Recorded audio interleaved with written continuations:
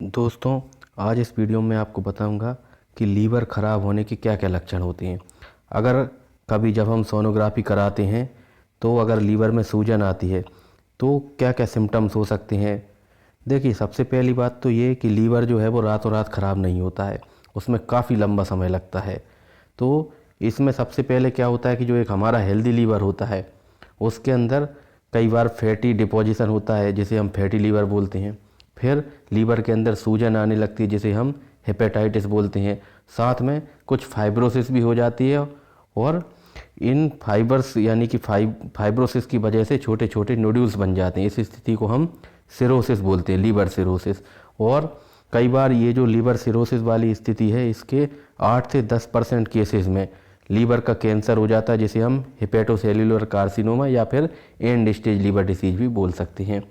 तो ये स्थिति आने के पहले कई तरह के सिम्टम्स आते हैं जिन्हें की पहचान कर अगर हम समय पर जांच करा लें, साथ में लाइफ स्टाइल में कुछ चेंजेस कर लें और डॉक्टर को दिखाकर अपनी बीमारी को कब के बारे में पता कर लें तो हम समय रहते इस बीमारी को रिवर्ट कर सकते हैं या फिर इस बीमारी के द्वारा जो डैमेज होता है उसको बढ़ने से रोक सकते हैं। और अगर बीमारी नहीं भी रुकती है तो इतना स्लो हो जाएगी कि आगे जो है वो आपको आसानी से आपके 20 से 25 साल की जो ज़िंदगी है वो गुजर जाएगी। तो आइए लीवर के ख़राब होने के लक्षणों के बारे में जान लेते हैं। पहला लक्षण है पीलिया, जॉन्डिस, यानी कि हमारी जो आँखों की जो सफ़ेद वाला हिस्सा है जिसे हम स्क्लेरा बोलते हैं वहाँ पर और साथ में स्किन के अंदर पीलापन आ जाता है। और कई बार बच्चों में अगर ये बिलिरुबिन का लेवल बहुत ज़्यादा हो जाता है ब्लड में तो ये ब्रेन के अंदर डिपॉजिट होने लगता है और इसकी वजह से बच्चों में मेंटल कन्फ्यूजन हो सकता है या झटके भी आ सकते हैं। दूसरी स्थिति होती है जिसमें कि लीवर ख़राब होने की वजह से भूख नहीं लगती और इस वजह से व्यक्ति जो है वो कमज़ोर होता जाता है। फिर उल्टी या दस्त लगना भी एक बड़ा लक्षण हो सकता है लीवर की बीमारी का।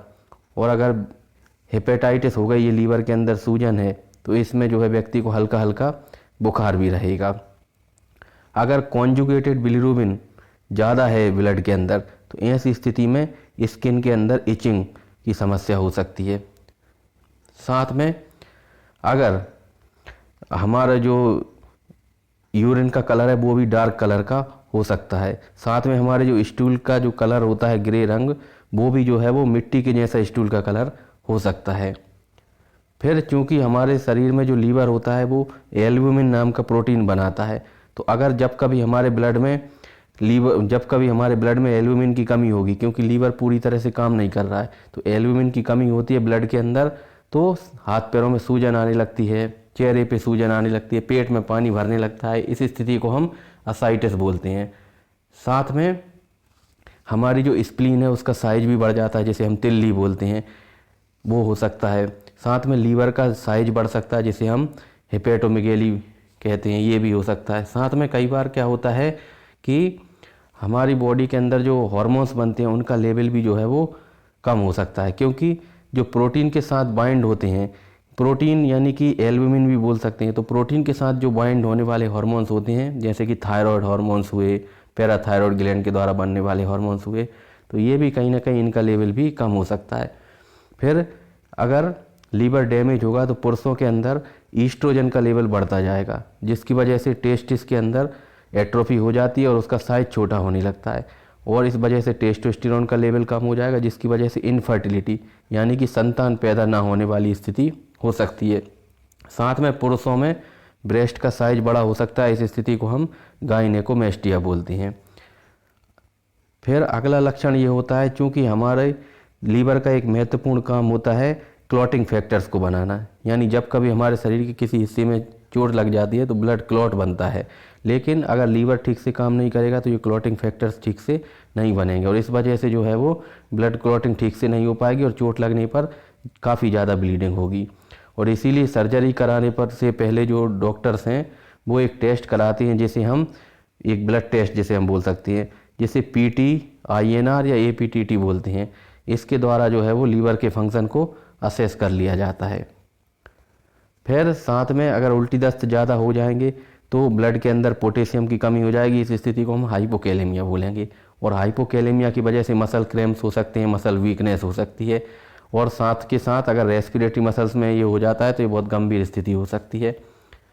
फिर कई बार हम जो मेडिसिन ले रहे हैं उनका लेवल ब्लड के अंदर बढ़ भी सकता है, घट भी सकता है, और ये एक बहुत ही घातक स्थिति हो सकती है, क्योंकि या तो दवा बहुत ज़्यादा असर करेगी या फिर दवा असर करेगी ही नहीं, क्योंकि हमारा जो लीवर है वो कई सारी दवाइयों को मेटाबोलाइज करता है। साथ में ग्लूकोज इंटॉलरेंस होगा, यानी कि बॉडी के अंदर जो है वो ग्लूकोज का यूटिलाइजेशन ठीक तरीके से नहीं होगा, और आगे चल के फ्यूचर में डायबिटीज़ होने का खतरा भी रहता है।